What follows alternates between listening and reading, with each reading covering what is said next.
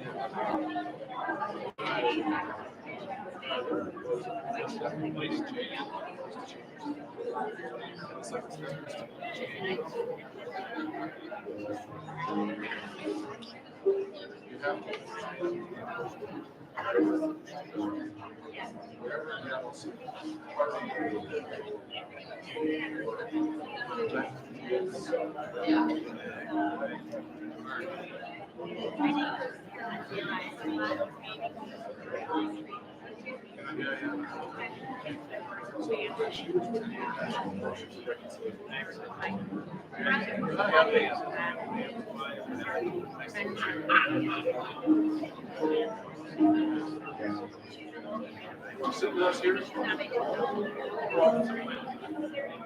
That's good. Nice to meet you. Hey, Gail, how are you doing?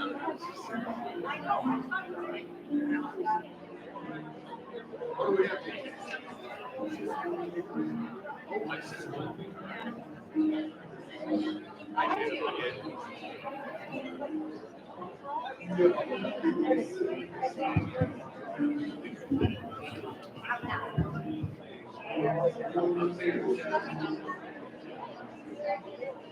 Good evening, friends.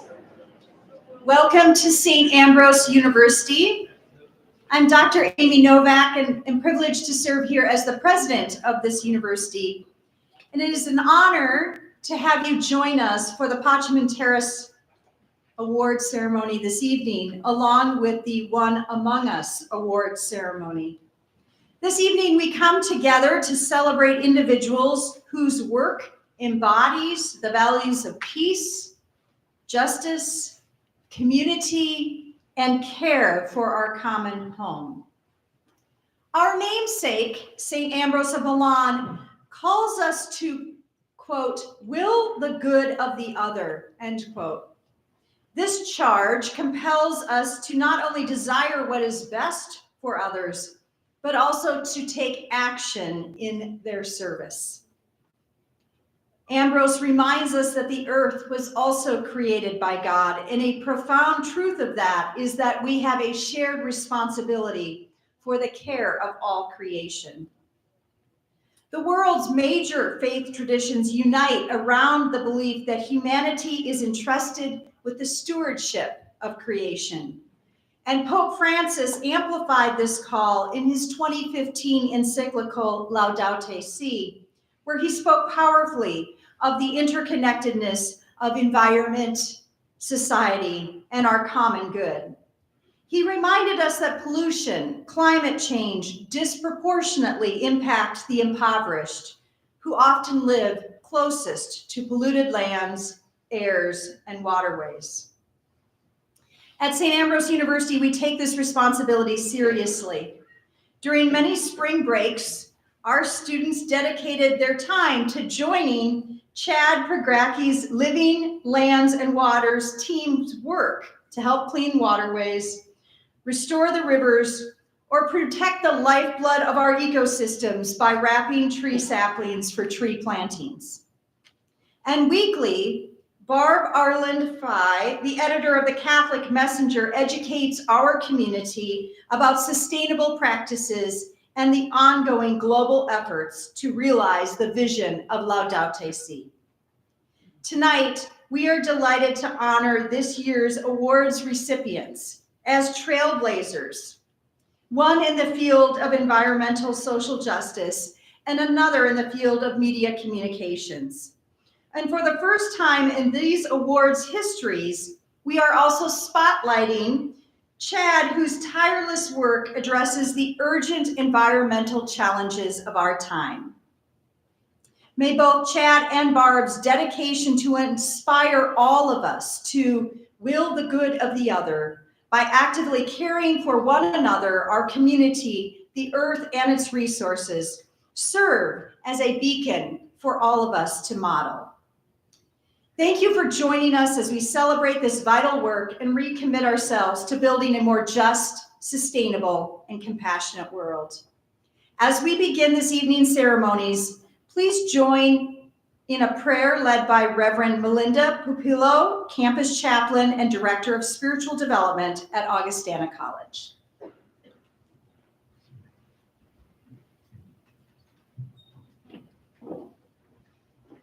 Thank you so much. Let us pray. Holy God, loving Creator, all that you have made is indeed good. You call and inspire us to be stewards of this bountiful creation and all of its complexity and diversity. Inspire us by how grand it can be, how tiny it can be, and help us to see our part in it. With the flora, the fauna, the waterways, the land, it is all woven together with us, yes, human beings. Make us proud to be part of this web of life. Inspire us to make it better for those that come after us.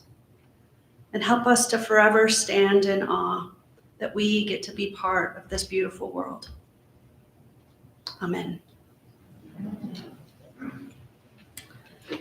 I would now like to introduce Deacon Ken Ferris, who will share with us information about the first award that we will give this evening.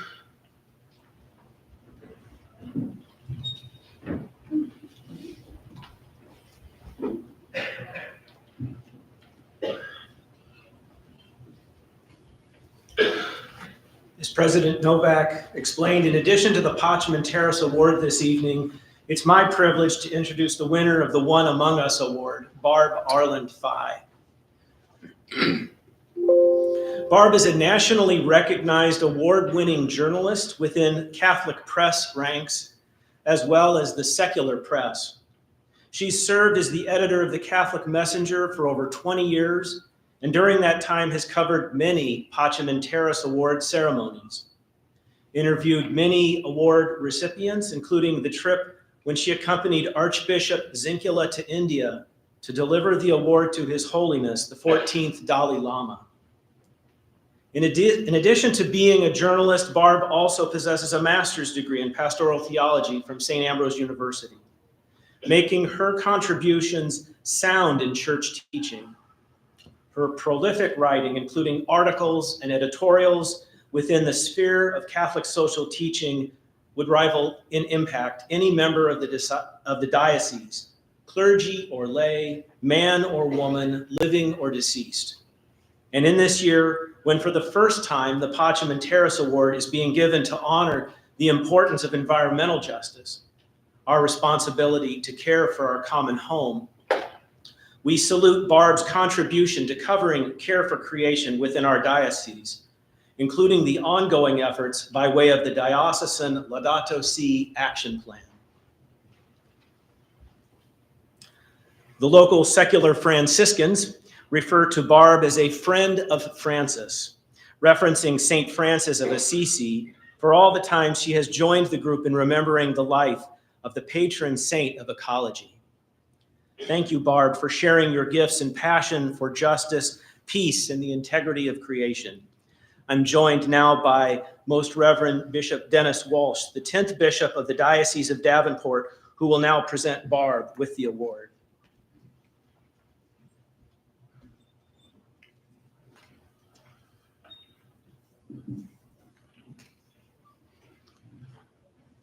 The 2024 One Among Us Justice Award is presented to Barb Arland Fye.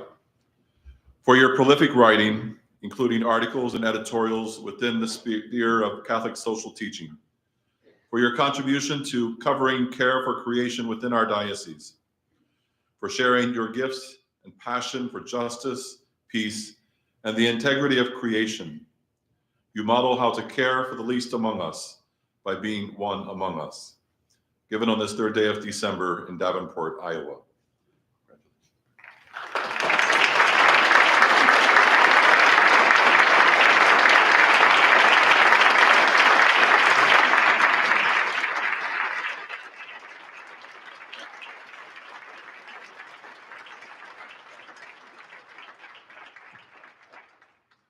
I'll try to be brief, but reflecting on the generosity, hospitality, and self-giving qualities of previous recipients of the One Among Us Award inspires and humbles me. Gail Karp and Lisa Killinger, who co-founded a local chapter of Sisterhood of Shalom Shalom, received the One Among Us Justice Award just last year. Both women are my friends. Gail and I also served, she nudged me, on the board of the Autism Society of the Quad Cities. Iowa Welcome's Immigrants Neighbors, Iowa Wins, received the One Among Us Award in 2022. Iowa Wins representatives, the Reverend Trey Hager, pastor of First Presbyterian Church in Mount Pleasant, and Tammy Schul accepted the award for that organization. Iowa Wins has walked steadfastly with immigrants and refugees through some especially trying but also joyous times. The late Amy Rowell, who led World Relief Moline from 2010 until her death at age 48 in 2019, received the One Among Us Award posthumously that year. She left a legacy of not only supporting refugees and immigrants, but also guiding them to blossom in their adopted homeland. The late Nora Dvorak received the first One Among Us Award in 2017. Nora's work for the Iowa Department of Human Services prepared her for her career directing refugee resettlement for the Diocese of Davenport. She remained a strong advocate for immigrants, refugees, victims of human trafficking, and all people on the margins of society, including babies whose parents were unable to care for their newborns. Nora was one of my heroes.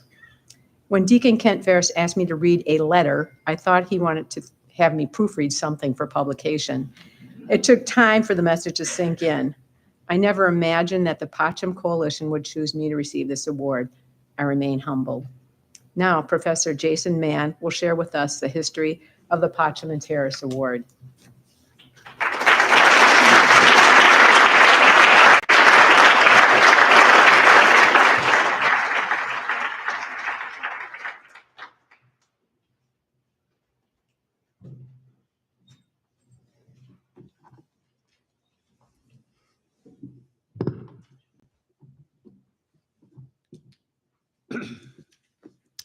Pacem and Terris, Peace on Earth, is an award named after a letter, an encyclical written by Pope John the 23rd. The full title of the document is On Establishing Universal Peace in Truth, Justice, Charity, and Liberty. Unlike previous encyclicals, Pacem and Terris was not written exclusively for a Catholic audience. Rather, it was addressed to all people of goodwill, including Protestants like me living on the other side of the Mississippi, trying our best to live into the advent of God's reign of peace on earth. Pacem and Terris was issued on April 11th, 1963, only a few months after the Cuban Missile Crisis, during which the Vatican and John the 23rd were working behind the scenes with Washington and the Kremlin to use negotiation rather than war to resolve the conflict.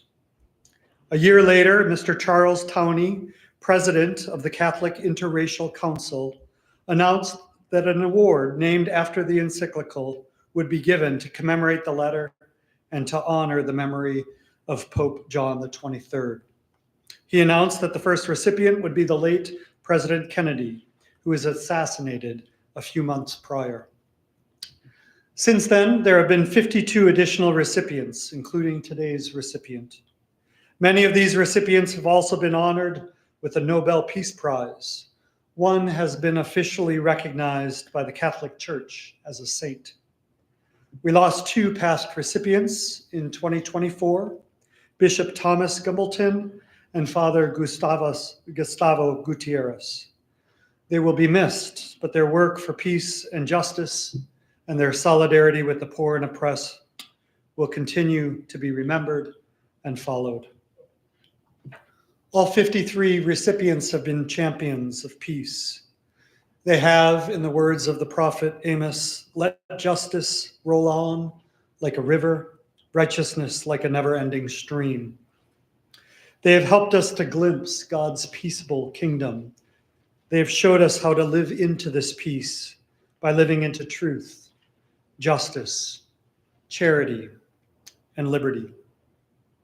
Words like these, peace, justice, charity, liberty, don't appear on the website of Living Lands and Waters, as far as I can tell.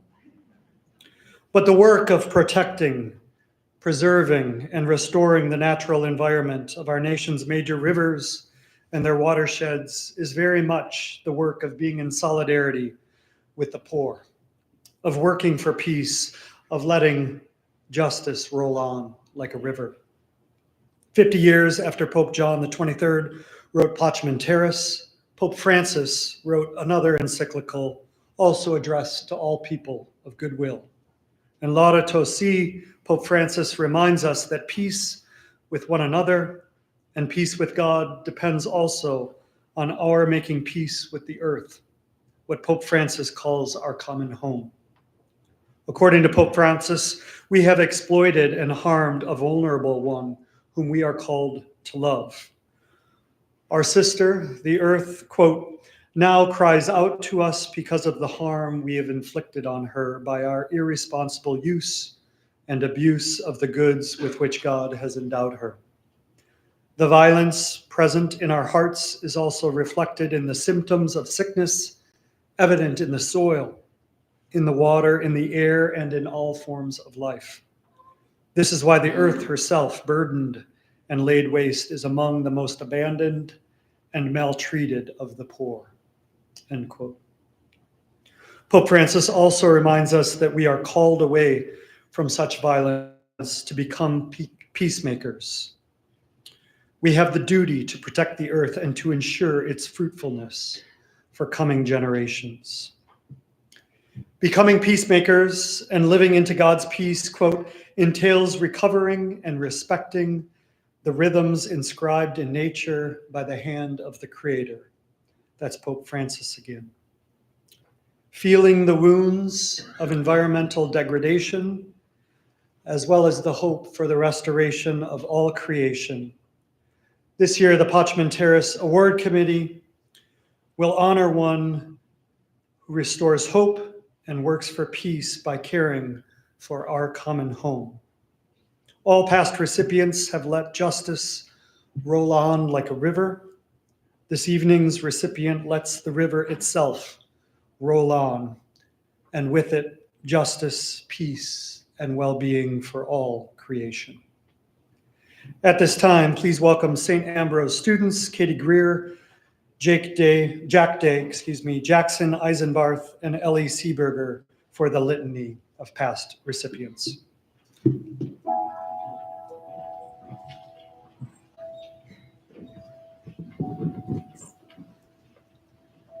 President John F. Kennedy.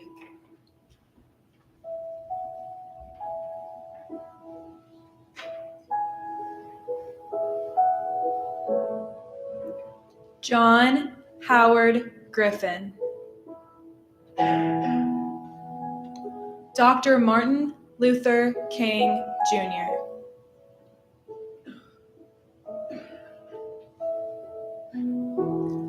R. Sargent Shriver. A. Philip Randolph. Reverend James Groppe. Saul Alinsky.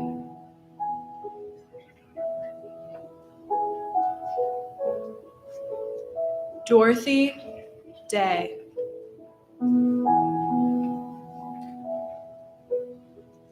Harold Hughes.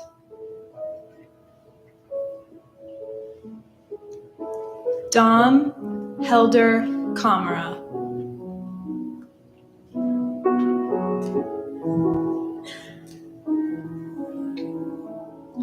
Saint Mother Teresa of Calcutta.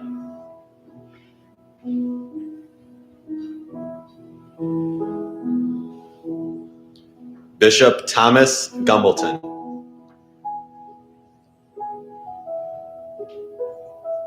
Crystal Lee Sutton.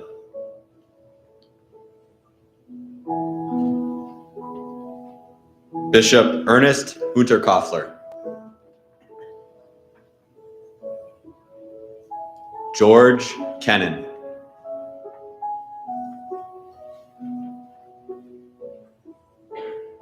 Helen M. Caldecott.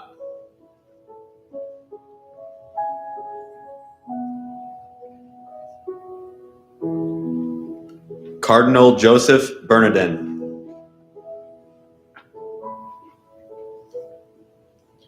Bishop Maurice Dingman. Archbishop Desmond Tutu.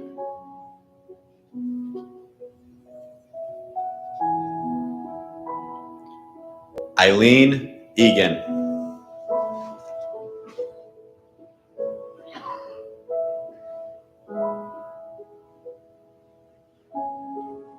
Mareed Corrigan McGuire. Maria Julia Hernandez. Cesar Chavez. Daniel Barragan. Jim Wallace. Bishop Samuel Ruiz. Jim and Shelley Douglas. Helen Prejean. Adolfo Perez Esquivel. Monsignor George Higgins.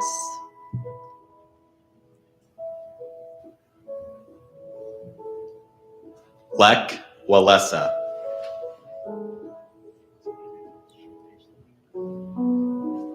Dorothy Marie and Gwen Hennessy. Arthur Simon.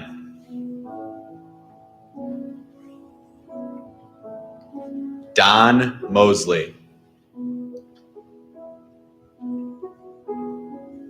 Bishop Salim Ghazal.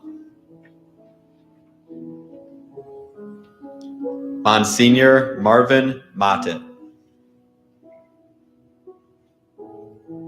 Hildegard Goss Meyer. Father John Deere. Bishop Alvaro Ramazzini. Kim Bobo.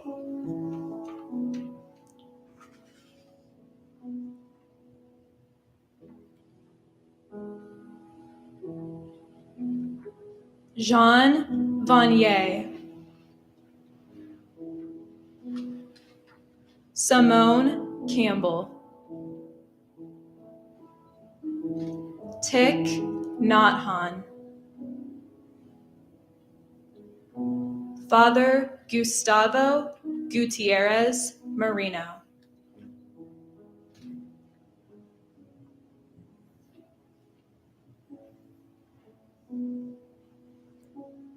Dr. Widad Aukri.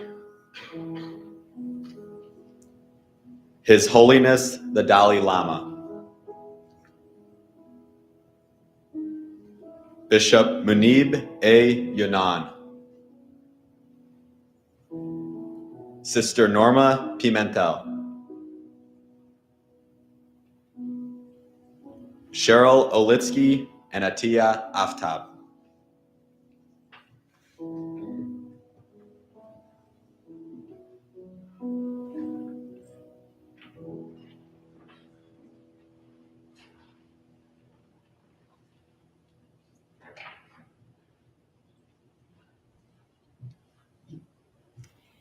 Chad Pregracke is a Quad Cityan recognized worldwide for energizing people to join him cleaning up rivers and planting trees.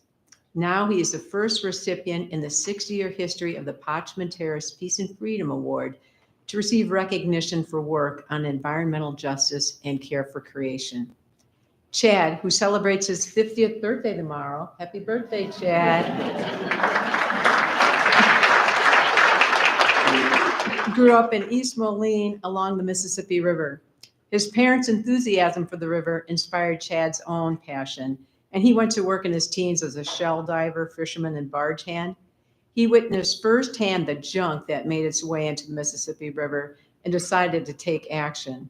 In 1998, at age 23, he established Living Lands and Waters, an environmental organization in his hometown.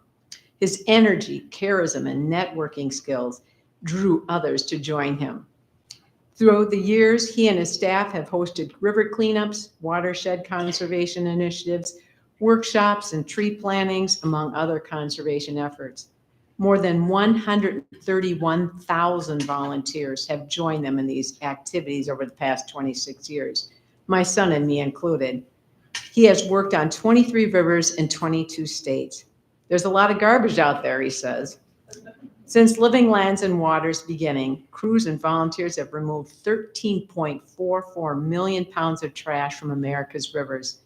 More than 28,000 students have been educated, and crews and volunteers have planted more than 2 million trees.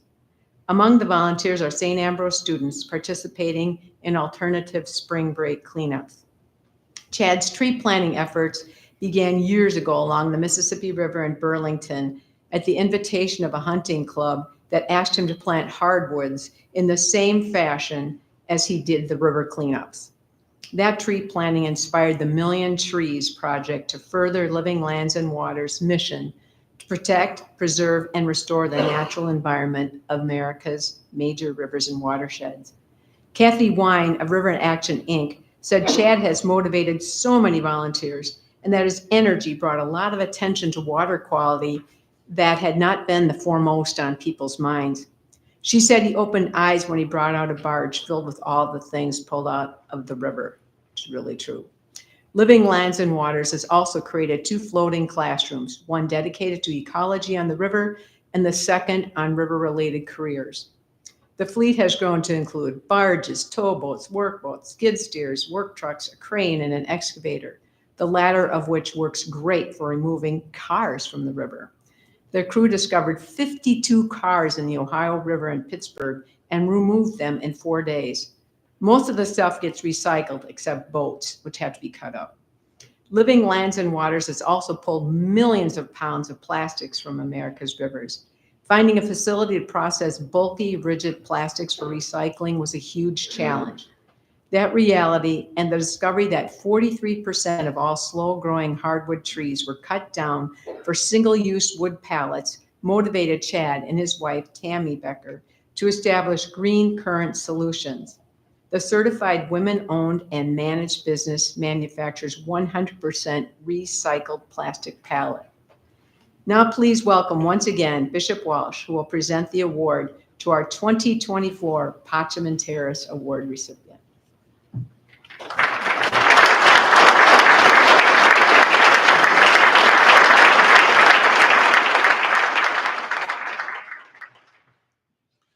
The 2024 Pacem Terris Peace and Freedom Award is presented to Chad Pregracke. The coalition recognizes your persistence and passion for the environment, your leadership in calling attention to local environmental needs, and for creating a nationally recognized nonprofit organization. Your commitment and dedication have motivated thousands globally to care for the environment. You are an inspiration for the future generations. Your dedication and care for our common home is a profound expression of peace and justice, and is befitting of the words of Pope John XXIII, as a spark of light, a center of love, a vivifying leaven to your brothers and sisters around the world. Given on this 3rd day of December in Davenport, Iowa.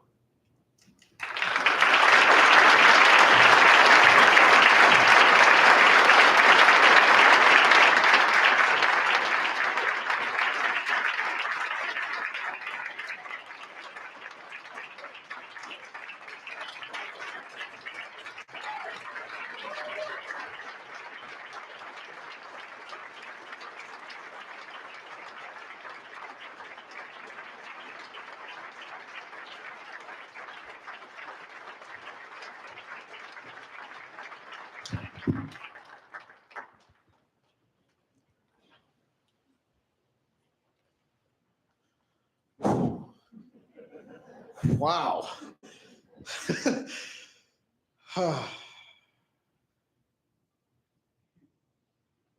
Yeah. No, it's really heavy. It's really, what an honor. And I just want to say, like, it has not been just me. It's a wonderful team of people, the 131,000 people that you've mentioned, and then certainly a core group of board members and crew members and parents and my wife and so many people. A lot of you in the audience have made a huge difference to be able to do that. So, like, I never liked accepting awards because it is all about teamwork. And my dad said, no, it's rude. You have to. So I did. It's true. It's what he said. So I did. I followed his orders. But I'm always uncomfortable with it because it truly is a much bigger than me. And then if and first of all, the ceremony is fantastic. I've accepted quite a few awards, and this is like one of the coolest ones I've ever been part of. And I greatly appreciate it. And it is such a humbling honor. That's about as much as I can say. And actually, Nas, that's worked at Living Lands for 17 years, came into the office today and he started reading the names. Well, John F. Kennedy, and like went through this thing. And then he's like, and you. And I'm like, I know. That's what I'm talking about. I'm like, I don't know how to take it. But that's because it is. It's all about teamwork. And Barb, I got to say, there could not be somebody more deserving as you.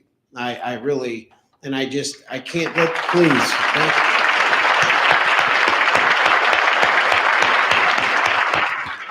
And just journalists in general, like, I would still be out there in a boat, okay? And no one would even know that I'm out there if it wasn't for people like you. And as we sat up here, I said, hey, before this began, I was like, you're so such a great human, and you've done so much, and it's great. Like, we didn't see each other or talk for 10 years or more, whatever it is, but you helped get this going and keep it relevant and build upon this success to be able to, all the numbers you just read off, which was my ending, by the way, so thank you for spoiling it. But anyway, no, but thank you for what you've done. Extremely well-deserved, and just, again, fantastic human. I'm happy to be up here sitting next to you. And I'm certainly happy to be receiving this award. And so thank you so much. And thanks all of you for coming. And for the students that are here, how many students are in here? Let's give it up for extra credit. Yeah.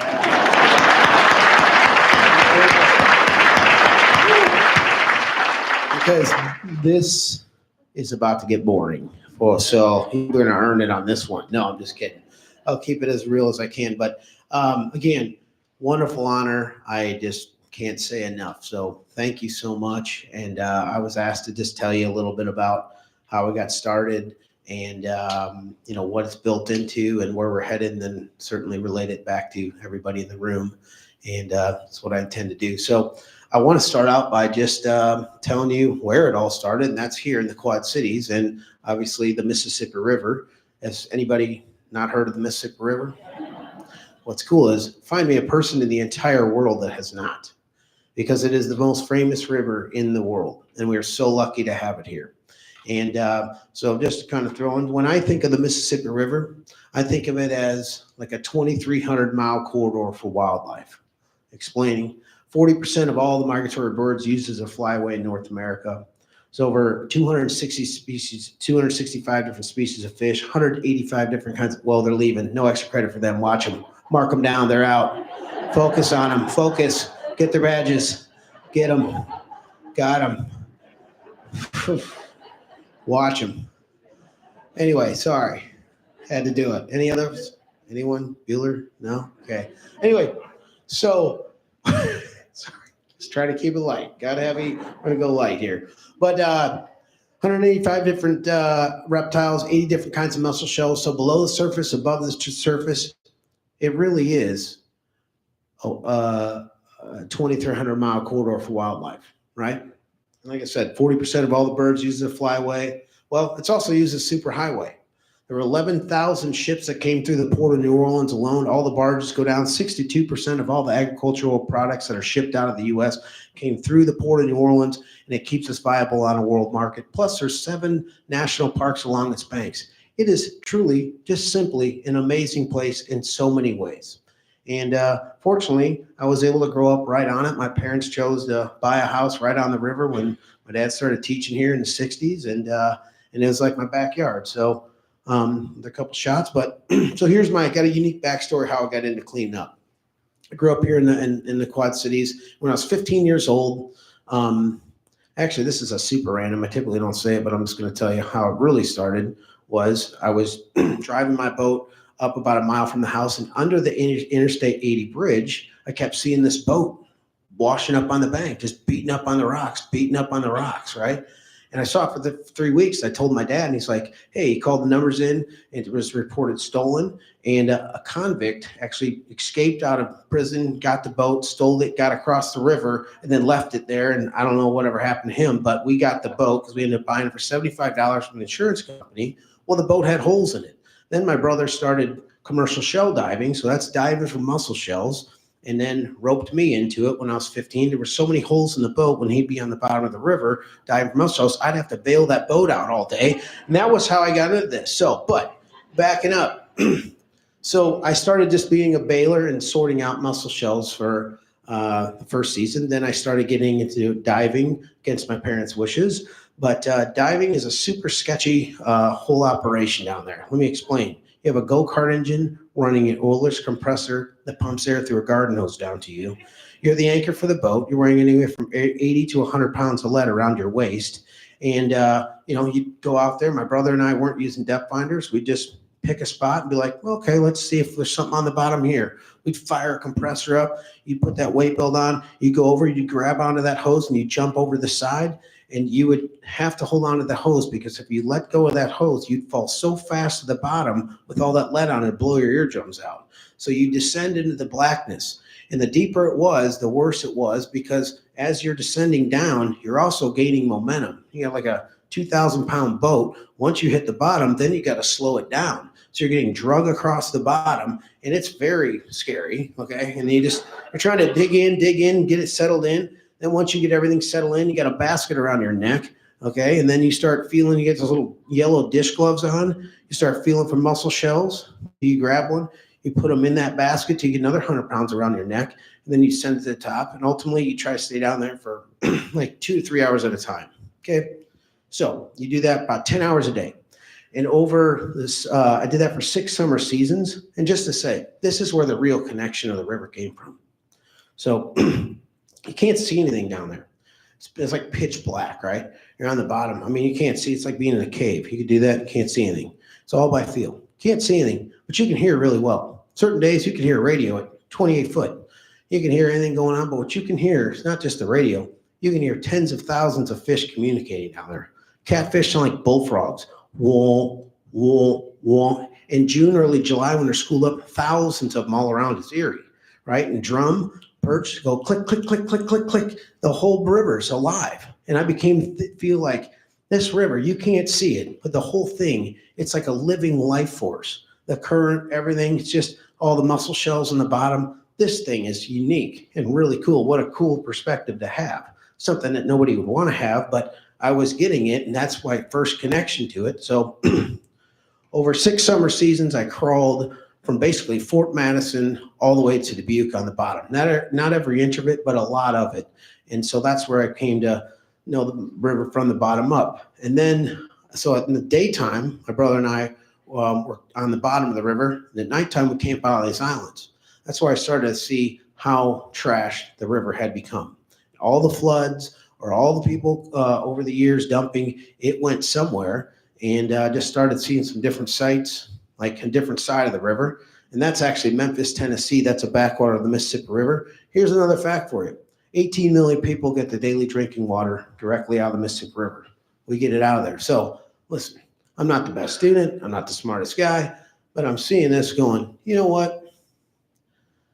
This is not right. This is the Mississippi River. This is my backyard. We drink the water. We eat the fish. This is not right. And just all the people just driving by this, what are they going to do about it? I'm thinking, you know what? If nobody else do anything about it, I want to do something about it.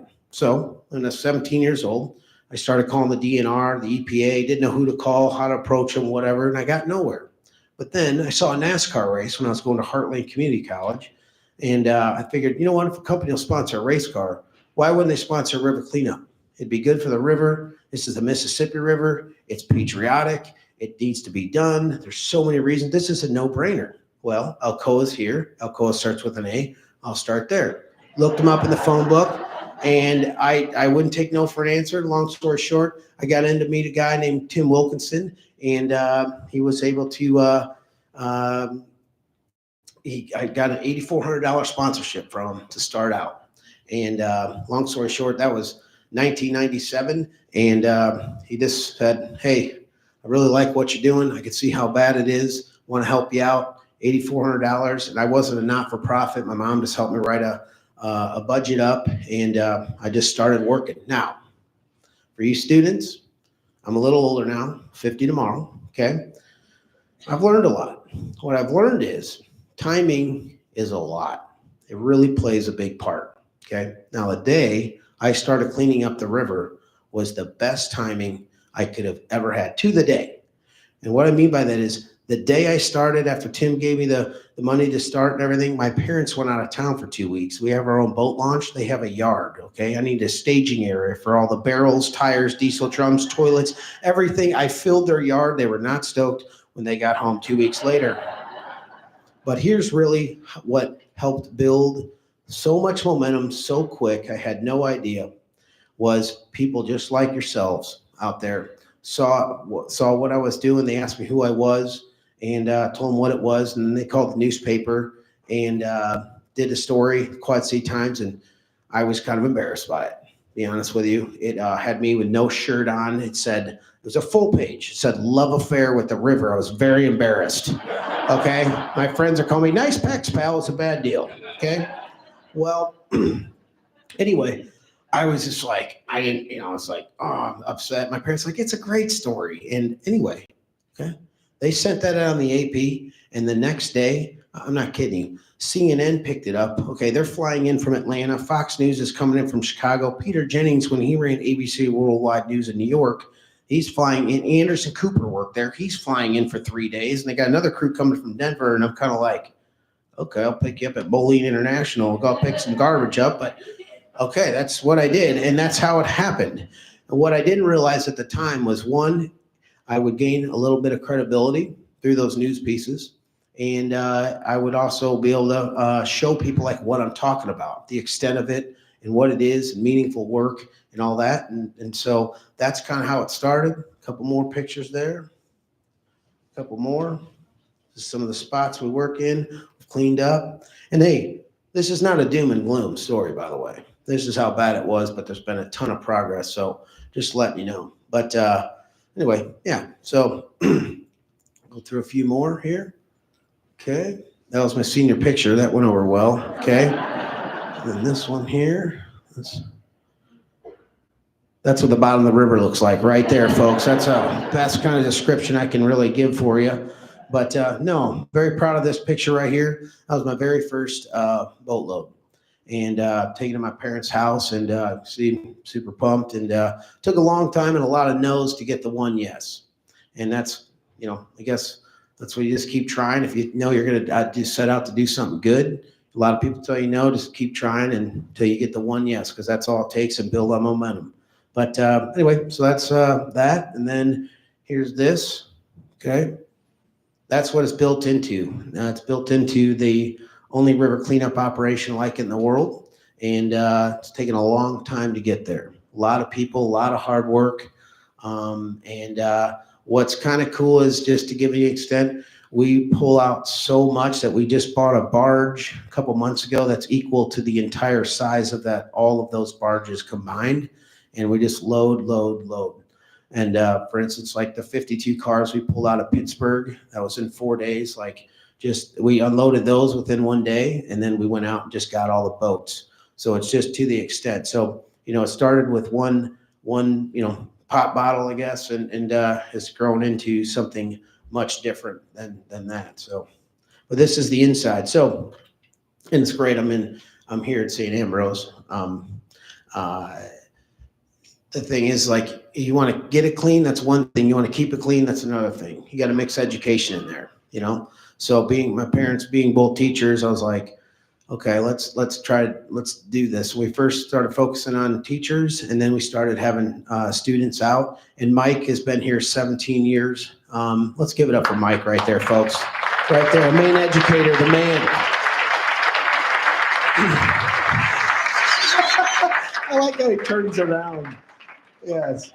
That's my brother does that all the time. But hey, I've never met anybody that truly connects with students quicker than you.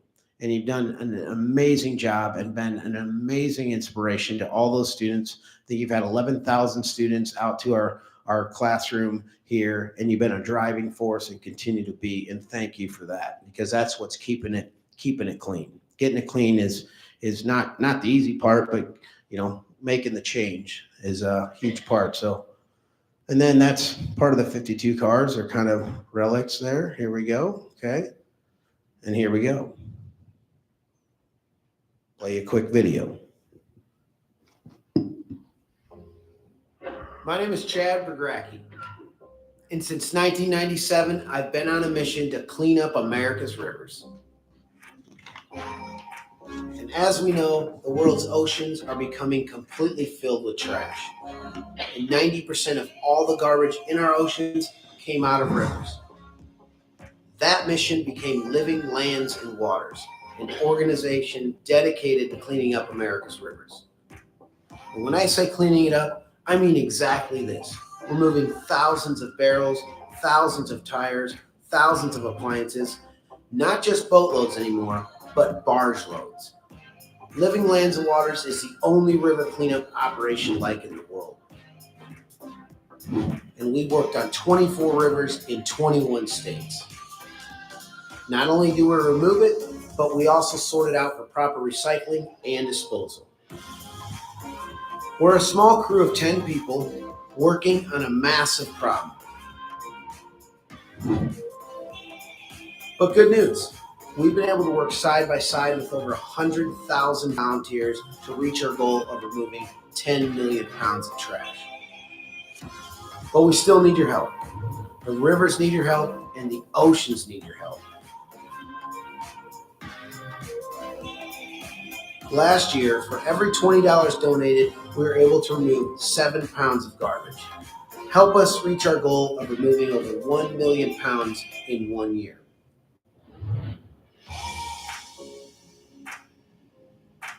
Simply put, with your help, we can make the world a better place. Living Lands and Waters, coming to a river near you.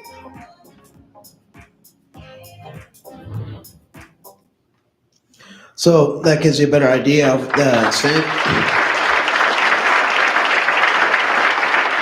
I don't know if you saw my wife Tammy in a hard hat, but she looked amazing. And Tammy's worked out there 19 years, by the way, so again. Okay, guys, not doom and gloom. Before and after. That's kind of the deal. And we did that with all college students, some of yours as well.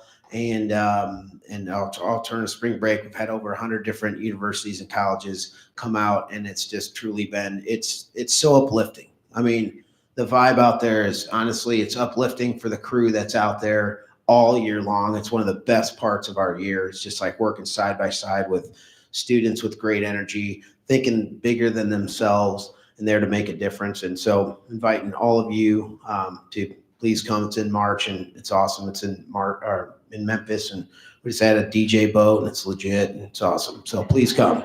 So anyway, getting back to education. This is the coolest thing that we've been working on for quite a while. This is our newest barge. It was here in the Quad Cities. We kicked it off. Mike kicked it off, and we built this. The other classroom barge was dedicated to clean water. This one is dedicated, I guess best way to sum it up is this, the other barge is dedicated to a 2,300 mile corridor for wildlife and nature and the river itself and the beauty and all that. This one is dedicated to students focused on river related careers, and we're framing the river as 2,300 miles of opportunity. And we're focusing in a lot of places that there's just not a lot of opportunity for students. And it's currently been in St. Louis and heading to Memphis, going to St. Paul, be back here, but it travels all over. But that's our newest one, and nothing's easy. Just going to throw a little quick story about that. I wanted a working vessel because it represents working on the river. No matter if you want to be a biologist, you want to work on a dredge or a towboat, there's something for everybody out there. And so I found this great, the white part of that building was an old steam-powered crane built in 1930s. So I was very excited. I bought this thing, and then I had it brought up to the Quad Cities, and we're going to redo it. And on the way, it sank in 32 foot of water. Then we pulled it up, and it sank in 9 foot of water, and then it sank in 7 foot of water. So it was quite the experience, but we got it up here, and then here's the kicker. Here's what I still looks like. But so I wanted to open a classroom on this, and get this. My insurance agent had a problem with the whole sinking thing and the students on there. I was like, what's the big deal? I just don't even, anyway, but true story. But anyway, we cut the whole building off, and then we picked it up with a crane. QC crane came and picked it up, brought it on Davenport, cut the whole building. Crane suspended the whole building. We pulled the old barge out, put the new one under it. They put it back down. Then the crew called me, and they're like, come see it. I'm like, oh, that's great. You got it. So I drove over there. I'm super excited. I pull up, and I'm like, looks great, but the building's backwards. I'm like, what? They're like, yeah, look at the plans. They're backwards. Anyway, they picked it back up, put the barge around, put it back down. Nothing goes as planned. Just stay with it. That's the thing with that. But what we're doing with that, I honestly want to say we've educated a lot of people on our barge, but I think this has the opportunity to change some lives and help shape the direction people will go. We're trying to make it a really cool space, something that's exciting, and show again that the river has been very good to me. I've been so blessed to be part of it, but I had to be exposed to it. And so this is something like field trip, and luckily we have great board, great funders, everything. We're able to pay for the school or the buses and the teachers and all that, be able to get people to come. So I really do hope that we will change lives, and think we're already doing it. So that's the inside of it. By the way, you ever need to use it, let me know. I'll be back here in like a year. So anything you want to do, I'm all about it. Oh, here's something rad. This is cool. So the upper deck is actually Happy Joe passed away, and then they sold his 16 acres in Bettendorf, and they went to demolish his huge house, okay, because they were going to build condos there or something. Anyway, I was like, my buddy called me, and it's like, hey, there's a great deck here. I know you're building that barge. So I went over to that plastic decking, $9 a square foot or whatever it is. So I went over there and tore it down and put it on there. And then when it on the side of one of his buildings you see the Joe Whitty up there. I thought, what a great tribute to somebody in the Quad Cities, made more kids happy than any other person probably ever. So there's a little bit of Joe Whitty in that. So thought it was pretty good. It's the only piece of colored wood that we didn't find at a cleanup, but I thought how appropriate. So anyway, pretty cool. There's our nursery in Davenport. We've grown or given away 2,136,000 trees since we started hardwood trees. And that's a great legacy to leave. Is just those trees that grow on and grow hundreds of years old, and just super pumped. But all right. I love what I do. We're tree wrapping. Let's wrap this up. You ready?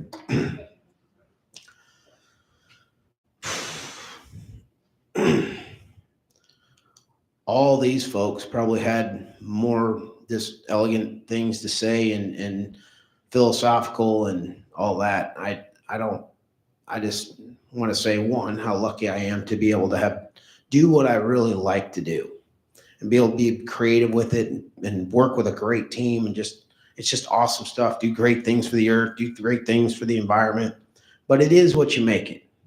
And that is so true. This is a perfect example of that. It is what you make it. It is what the team makes it. And so I say that to all of you going to school here, like, hey, figuring out what you don't want to do is pretty easy. Go work a lot of jobs and you'll be like, I don't ever want to do that. I don't like it. But figuring out what you want to do is hard. And only through a lot of different experiences do you come across it. I was very fortunate to find something I wanted to do and built upon it from there at a young age. So I'd encourage you to check a lot of things out as you're moving forward, And we're all counting on you. Find what you want to do and do great things for the world. That's really what it's about. Things that are bigger than you. Typically don't write notes, but I did for this one. I'm glad I did. Boy. Yeah. Another thing is, you know what? It's cool to have a cause. It really is. And I just think if everybody had a cause, the world would just be a much better place. Maybe your thing's not river cleanup. That's okay. No worries. What do you care about? Whatever age you are, whatever. And another thing too is like, and I said this to Mike because we were talking, I'm like, you know what I wish for everybody? I wish everybody had a cause, whether you do it as a career or not. Just you've got something to give. There's some talent you have that you can give. And I just, you know, again, think it's really cool. Everybody has a cause. And also like, I'm fumbling my ending. I got to go back to the notes. Sorry. Really had it there. I was going to bring it home. And then I got to step back over here. Darn it.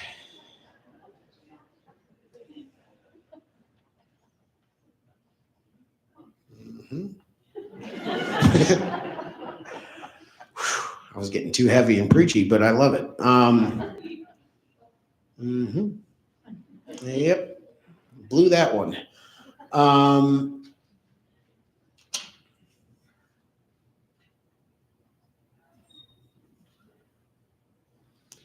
You know, also is very important, hard work. That's really what took us all here. That's how the stats come from. The hard work of all those people on there, which I know a few of them from a credit union, hard work from crew, hard work from a lot of people. You're never going to be the smartest. You're not going to be this or that. Somebody's always going to have something more than you, but you can outwork them. And I would just suggest, just work hard for a better tomorrow.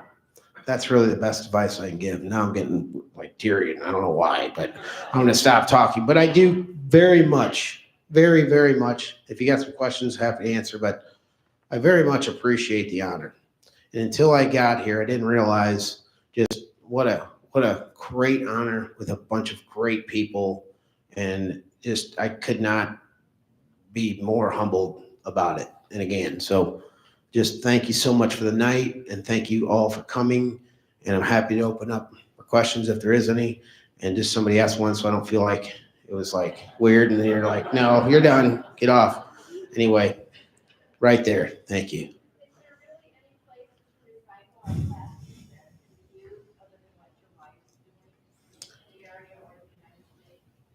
There is, I mean, I'll tell you what, she asked, just so if you didn't hear, is there any place to recycle your plastics? And I will say, out of all the travels I've been, and I've went to every landfill and facility you could ever imagine, the one in Scott County is the absolute best you could ever. So your tax dollars going to that is one of the best state of the arts you could ever have. So I couldn't say that there's a better one. Yes. That's a gray area. That's exactly why we're making pallets out of it. I believe there is. They do sell all that stuff. So, you know, I don't know about every piece of plastic that comes in there or what they do, but I know that they are fairly profitable, or at least keep the lights on, but it is subsidized as well. But yeah, we should have stuck to one question. That way could I just, you know, right over there. How did the cars get in the Ohio River? There was a parking lot. Now it's an off ramp. So but there was a parking ramp in the 70s and 80s. And I mean, every car has its own story, I'm sure. But I would assume people just stole them and drove them in there, or just, I don't really know how else a car gets in there and doesn't get out. But that's kind of the story that the cops told us. So any other questions? Anyone? Yes. We're going to go to the prayer and finish, but I think, again, thank you. So, yes. Is the Buffalo Bridge totally out? Buffalo Bridge is totally done. The new bridge is going to go right over the old one, and so it wasn't worth the fight. So, I mean, it was, but I just couldn't do it and didn't want to take on the federal government. It's kind of I didn't have a lot of money for lawyers, and it was just a multitude of things. But anyway, Yes, it is done, and it's unfortunate. It would have been a great thing for this area. You know, for a while, I was doing more interviews outside this country about the Bison Bridge than I was in this country. That point being said, people would have came from all over the world to see that. They would have done it. It would have been unique, really cool. I put a lot into it. But on my part, right before that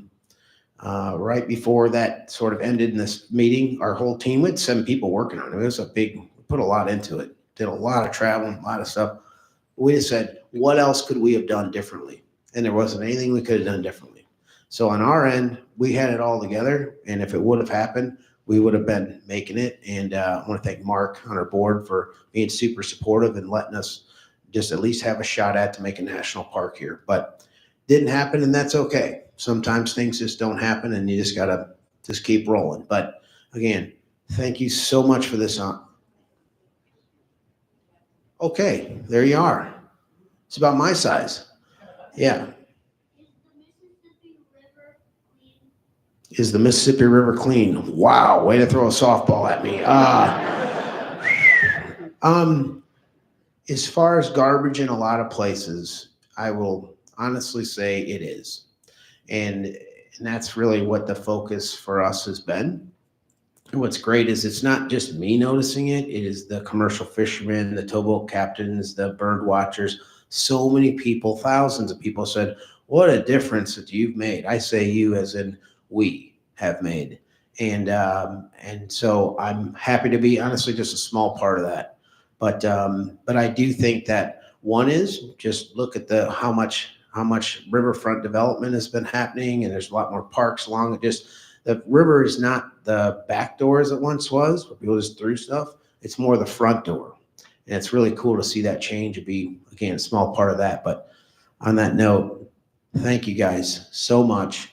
And I really, really appreciate the honor. Thank you very much.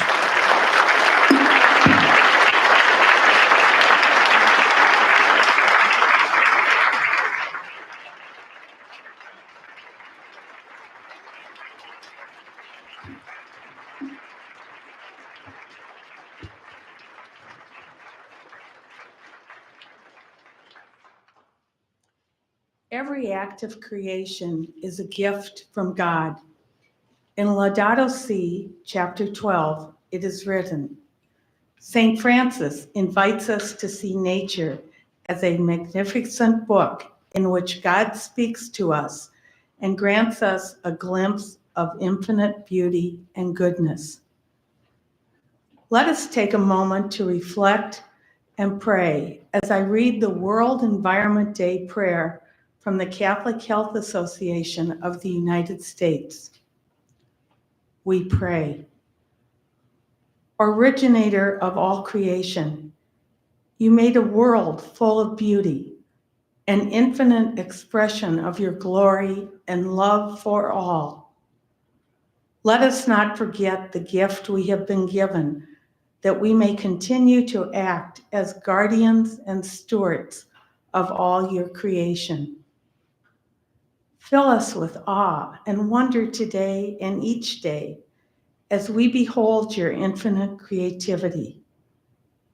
Give us the courage and strength to view and engage our environment as the sacred space it is, and to work to protect it from corruption and exploitation. May we view all you have created with reverence and admiration, that we may be reminded of your constant presence in our midst. As we walk each day, let us remember all those who have come before and walked these same lands. We must not forget that what we have been given is not only for us, but for generations to come. Let us cultivate a world teeming with life, where a safe and enriching environment is abundant enough for all, that God's love and glory may shine through generations to come. In your name, together we say, Amen. Thank you for attending tonight's event, and please join us in the back of the room for a reception.